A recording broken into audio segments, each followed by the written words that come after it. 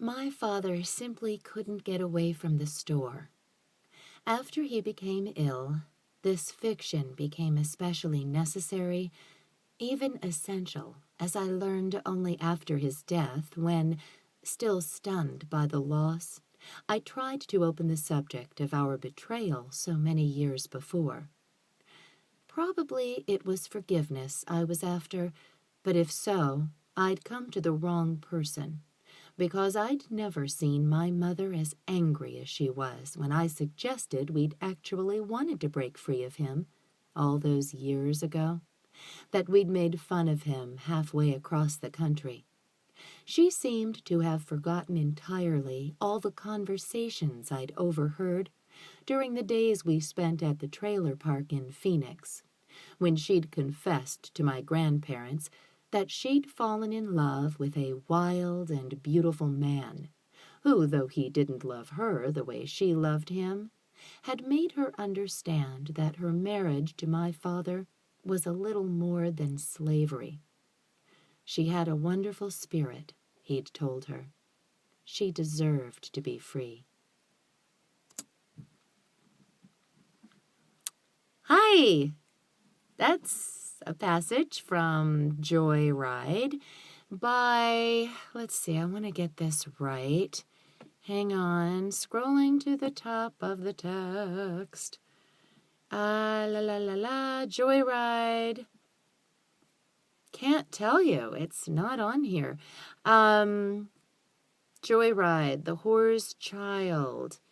I think Russo is the name of the author. Anywho, it's a short story. Hope I'm not going to get sued or anything by reading that small passage. The purpose was to illustrate breathing in narration, long-form narration, specifically for audiobook. I'm currently working with Pat Fraley, my master voiceover teacher, guru, master voiceover talent teacher. He's out in Los Angeles. I'm here in my little whisper room in Yellow Springs, Ohio. And through a long-distance correspondence course, I can't think of a better correspondence course for me, I'm able to kind of get back to the basics and focus on pitch and tempo and breathing and character and placement and all this good stuff that I've actually taught and coached people starting out. It's always good for me just to get back to the real simple stuff and remember for myself, tempo and breath. I am a trained professional actress. Don't try this at home. Teri Clark Linden. Did I introduce myself? I don't think I did. Hi, I'm Teri Clark Linden. I'm a professional actress. Hi, Teri. So I'm very familiar with breathing from the diaphragm, something I learned in my training when I went to college for a BA in theater. And, it helps no matter if you're on a big stage, if you're on a small stage, if you're public speaking, just day to day, you should be really supporting your breath. Pat Fraley suggests from the farthest place from your voice, when you're from your throat, rather, when you are using it for work, like long-term narration and work at the microphone. Because if you're breathing from up here, not only will it distort the sound and get in the way, but, the more you breathe, constricted up here and constricted in tension, as Pat suggests, from your throat, it does affect performance, a sound, and not to mention, I'm going to throw in there your health. You start to wear this out, and especially when you're around germs or cold flu season, you're just opening yourself up, if you're getting raw in here, to throat infections, colds, whatnot, hoarseness. So you do want to learn to support your breath, and it will also sustain, like singers when they support their breath, sustain their notes. Helps with the sound, the performance, with all of that. And so Pat is also teaching controlling breath and where to place breath, and breath for the character, breath for the narrator, advancing the story along, and breath for performance. And so that was just a little passage as part of an exercise I'm going to send to him for a critique. It also happens to be, I just pulled it up as the first thing that came up on my iPad. I use iAnnotate to narrate from any more PDF files.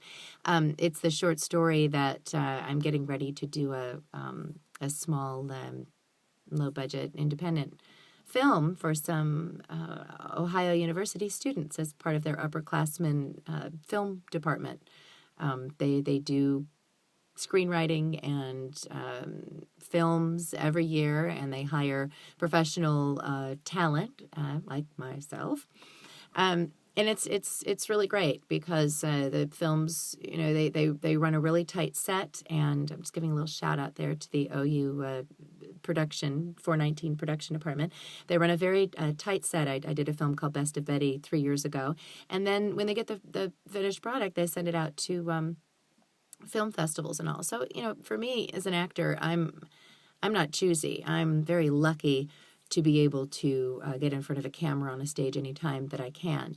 And for me to be able to get a leading role in a film, it's just a really great place for me to get that experience. I usually, for the studios, the big studios, I've done smaller day player, 5-line and under work. So to actually get something I can, sink my chops into and do the research and get into the character and dialogue back and forth, and there's a story, beginning, middle, end, and I'm aging in this, and I'm a mom in this, and I get to drive a 63 Ford Falcon and get flown to Texas.